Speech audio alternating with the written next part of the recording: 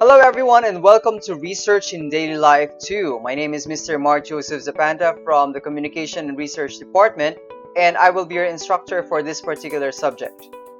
Now in this video, we have the following contents.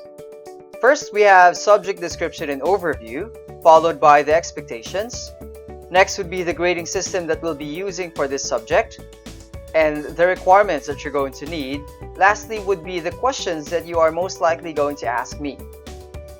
To start off, we have our subject title. The title is Research in Daily Life 2 or Practical Research 2. Now, before we continue, I want you to focus on these two terms here, which are daily life and practical. When we say daily life, it's usually associated with everyday practice, something that you do on a regular basis. It could be your habits, your routines, pretty much anything that you do regularly. Practical is simply actual application of what you have learned. As such, at the end of this subject, it is expected that the students would be able to effectively apply what they have learned about quantitative research in everyday living. Because you might not know it, but you're already conducting research regularly. But that is going to be discussed in the future though, not at this moment. For the subject description, this course develops critical thinking and problem-solving skills through quantitative research. Again, I want you to focus on critical thinking, problem-solving skills, and quantitative research. Let's start with critical thinking.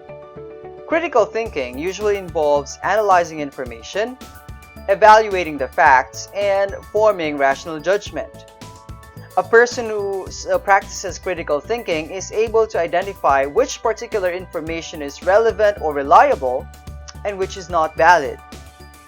A person who is a critical thinker would be able to discern whether this particular source of information is reliable or fake. Otherwise, if a person is not able to establish or practice critical thinking, he or she would simply believe everything or anything that he would see or hear online. This is very crucial because nowadays a lot of information would be available online. It is important to practice critical thinking in order to determine which particular information or news are we going to believe in. Next would be problem-solving skills. When we say problem-solving skills, it is the ability to effectively find relevant solutions to difficult or complex issues. A person who is able to practice problem-solving skills simply is able to find solutions to even the most complex or technical problems or issues presented to him. And lastly, quantitative research. Remember that we have Research in Daily Life 1 when you were in grade 11, and Research in Daily Life 2, which is the subject that we have now. In Research in Daily Life 1, you are introduced to the concept of qualitative research, wherein you value the perceptions, opinions, insights, and experiences of your respondents. While in quantitative research, or Research in Daily Life 2, we're going to discuss quantitative research. We will focus on numbers, quantitative data, statistics, formulas, and pretty much anything that we're going to deal with involves numbers, mathematics, and numeric data. For the expectations, the first one is reading and writing, not the actual subject but the skills themselves. The students are expected to apply reading and analyzing information and finding the connection between the references and the topic at hand. This is usually applied when looking for related literature in your research. Because remember, it is not simply about looking for relevant sources, it's also identifying whether this particular source of information would be relevant in the forming or the building of your study. Also, you're going to write notes, updates, and ideas or conclusions about any information that you have read. Remember, in reading and writing, you were taught how to read critically and how to write technical papers. As such, part of the requirement is writing research reports complete with data analysis and interpretation as well as recommendations. Because one of the requirements is for you to come up with a research report that you'll be presenting verbally and in written form. Next one would be skills and knowledge application. Now, the students under this course are expected to effectively apply learned concepts on practical research subjects in order to comply with the subject requirements. Furthermore, the students are expected to apply appropriate techniques in conducting a research study. Example would be citations, data gathering, data analysis, and hypothesis formulation. If you would remember, you had the following subjects before. First, we have English for academic and professional purposes, reading and writing, pagbasa at pagsusuri in Filipino, pagsusulat sa Filipino sa piling larangan, statistics, and oral communication. Now, the reason why these subjects are given to you before you actually conduct this particular subject or before we have this subject is because these subjects actually contribute to how you're going to write your research. English for academic and professional purposes, reading and writing, pagbasa at pagsusuri, pagsulat sa Filipino sa piling larangan would contribute on identifying a topic, searching for relevant literature, writing the research paper itself, making proper citations, analyzing written data, and data interpretation. While statistics would help in quantitative data treatment and analysis. Oral communication, of course, would help you in terms of oral presentations and defense. And of course, Research in Daily Life 1 and Research in Daily Life 2 are necessary for you to be able to have an effective or successful research project or capstone research for those who are studying STEM. Next one would be another expectation: discussions, worksheets, and presentations. Now, part of any research-focused subject would be the discussion or reporting of the student researchers regarding their output. Now, the students are expected to accomplish various worksheets that would gauge their understanding of the concepts that have been discussed in class. Now, you might be asking, what kind of reporting or discussions are you going to do? That will be discussed as we progress in our discussions. For our grading system, we have the following components. Because this is an applied subject, we have 25, 45, and 30%. So 25% would be allotted for the written output, which would be seat work and quizzes, 10%, and the prelims would be 15%. 45% would be allotted for your performance task, your worksheets, the mini tasks, and major tasks. And lastly would be your quarterly assessment, which would be 30%. So pretty much you would still have the same requirements like your regular class, albeit a different way or different method of delivering it. And now for the requirements. The first requirement is for students to always have active participation. How do you have active participation? First, by answering worksheets. As what was mentioned earlier, the worksheets would help gauge how well you have understood the lessons or concepts that have been discussed or presented. Next would be the attendance in meetings. Regardless whether it's an online meeting or a face-to-face interaction, your attendance in both is necessary because it would help you be updated with any announcement or information or lessons that might have been discussed during that time. Next would be to submit tasks on time. Remember that since worksheets and activities are parts of the requirements, you're also expected to submit them on time.